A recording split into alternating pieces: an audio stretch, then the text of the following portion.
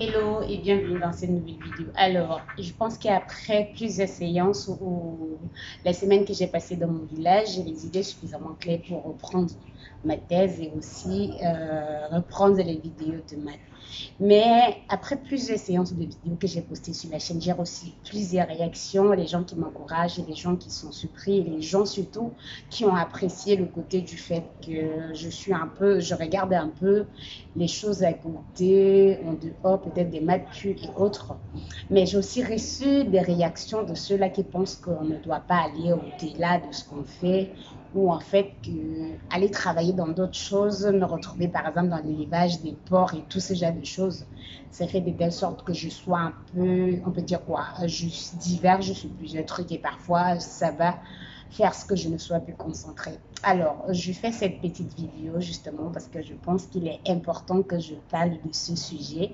Parler du fait qu'en Afrique surtout, je vais prendre le cas du Cameroun que je connais particulièrement, on a tendance à accuser les mathématiciens qui ne contribuent en rien au développement de la société, qu'on dit vraiment la société civile. Et lorsque les gens se retrouvent à mathématiques, on précise déjà que, ouais, voilà, ils sont en mathématiques, ça veut dire qu'ils vont aller enseigner. Alors, cela, c'est dû au fait qu'on n'a pas une formation suffisante déjà à la base pour aller dans d'autres choses. Mais aussi, d'un autre côté, je dis, de nos jours, on a la possibilité de s'auto-former. Donc, on a la possibilité d'aller apprendre des choses ailleurs. Alors, pourquoi être figé lorsqu'on est en train d'apprendre quelque chose? On a l'habitude de dire que la mathématique, c'est la mère des sciences et tout. Ça veut dire qu'on est en relation, lorsqu'on fait les maths, on est en relation avec tous les autres domaines. Alors, je ne comprends pas pourquoi est-ce qu'un mathématicien qui va se retrouver dans l'élevage, dans l'agriculture, ou même dans plein d'autres domaines, déjà un souci pour certaines personnes qui font mathématiques et qui n'arrivent pas à comprendre.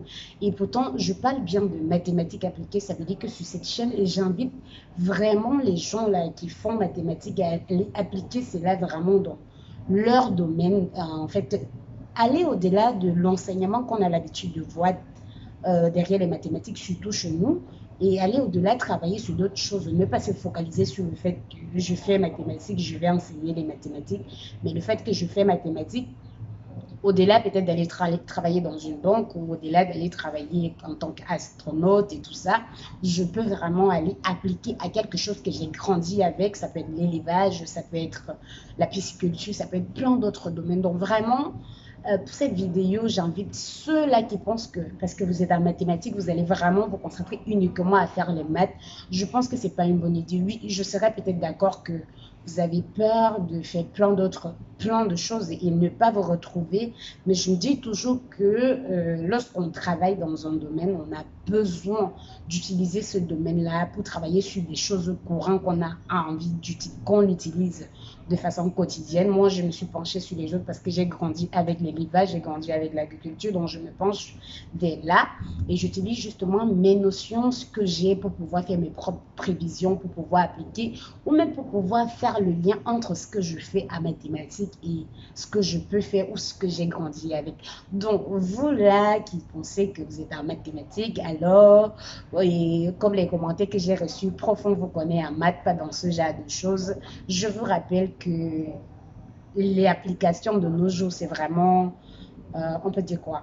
C'est vraiment là où beaucoup de gens se tournent. Si vous regardez dans le machine learning et tout ce qu'on évolue là de nos jours, on va vraiment du côté de l'application. Pas pour dire que le côté pur, le côté de l'invention ou de création, on peut dire création des nouveaux théorèmes et tout ça, ça n'intéresse pas, non. Et moi, je précise déjà, je ne travaille pas sur les maths pures, je travaille sur les maths appliquées. Donc, mon but vraiment, c'est d'utiliser le théorème, c'est d'utiliser tout ce que j'ai compris à l'école pour pouvoir appliquer, pour pouvoir aller vers un planteur, aller vers une personne qui fait l'élevage et expliquer clairement que voilà les maths que je connais ou pouvoir expliquer à ma mère que voilà les maths que je fais à l'école, voilà ce que je vais faire, voilà comment tu vas gérer ta plantation, voilà comment tu vas gérer tes prochaines récoltes ou voilà comment tu vas gérer tes prochains achats tes prochains achats dans les marchés, parce que ma mère, elle fait dans, on peut dire quoi, Bayam Salam, si vous connaissez bien, les gens qui achètent des trucs en petite quantité, collectionnent pour atteindre une grosse quantité et aller revendre. Donc, ça peut être pour les bananes, ça peut être les poules, ça peut être le haricot et plein d'autres choses. Donc, vraiment, je vous invite à regarder le côté intéressant de l'application là et de pouvoir être polyvalent, aller apprendre d'autres choses. Ne restez pas figé parce que vous faites mathématiques. Prenez la peine de dire mes mathématiques, je vais utiliser sur tel endroit et je vais aussi utiliser sur tel autre endroit. Donc voilà, c'est tout ce que je voulais parler aujourd'hui avec vous et on se retrouve pour une prochaine vidéo. Bye.